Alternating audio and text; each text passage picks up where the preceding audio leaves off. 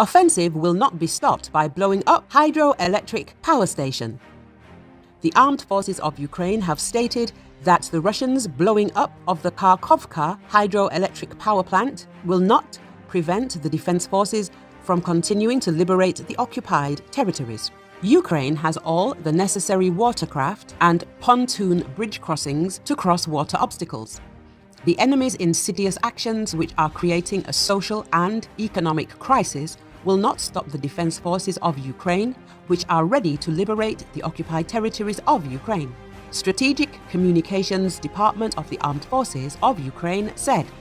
The department noted that the Russian military leadership destroyed the dam because of its fear of the Ukrainian army and the success of the Ukrainian defense forces in carrying out offensive actions. On the morning of the 6th of June, the Russian occupation forces had blown up the Kharkiv hydroelectric power plant.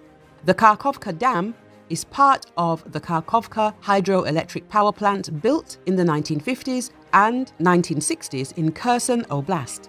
This is the last and lowest rung of the Dnipro cascade of power plants.